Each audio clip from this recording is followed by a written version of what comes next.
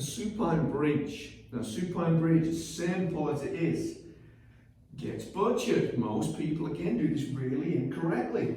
So remember, it ain't what you do, it's the way that you do it. Remember that song? Well, there's truth in it. So, do this well. You don't need a lot of other stuff. Do it poorly, that's why everyone's jumping around grabbing for the secret. And there isn't one. It's doing things really, really well. That's the secret. Alright, so feet on those tram tracks. Just about reach my heels, so I could pull those closer, and what people do is arch here. Don't want to do that. So with a little crunch, look, and just about my middle fingers can reach the heels. I want to lift those toes and spread them and grip down. If you haven't done supine bridges barefoot, I suggest you try it. What a difference it makes. Even though you feel like you're not using your feet. Understand the relationship between foot and butt. Okay, so bottom ribs down, they stay down. Much like in the hip flexor stretch, we want to move through here. We don't want to just jack through the lower back. And what you will see, I'm going to show you how I want you to do it. So I'm going to also go elbows and shoulders through the mat, so we're engaging the upper back, but let's focus here for the most part.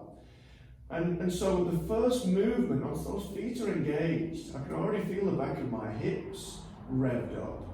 And all I want to do is, with that tailbone, is roll it up. So in other words, the tailbone's going to roll up that way, so that posterior tilt again. So as we do that, the lower back now flattens onto the floor. But I continue that roll in action.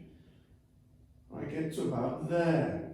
I don't care how high I'm going, I don't care how high you're going. I'm interested in these getting switched over. Alright? And less hamstring, more butt. And then let's roll back down. But what we don't want, if you feel in your hamstring, it's okay. Get that sensation moving up to your butt. We don't want it in the lower back.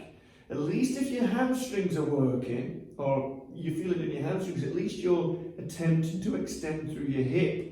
If you feel it in your lower back, you see these people who their bellies go really big because they don't use their tummy, so they just blow out here and try and push really hard like that. And that's nothing through my butt, or very little, because the hips have stopped moving, but it looks like I'm going further, so all I do is yank through here, this lumbar spine. Whereas, again, let's go back to how we want you to do it. Feet engaged, tummy engaged, upper back engaged.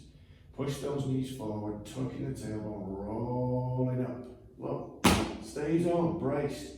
And I want you to fully exhale at the top. Really tuck that tailbone, squeeze that butt. We roll back down. Inhale.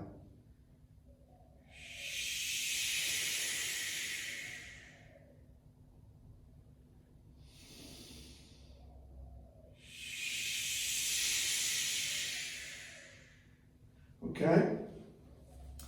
15-20 repetitions done correctly, and hopefully you can feel that butt doing some work. Alright, supine bridge done correctly is a great drill. Make it part of your daily plan.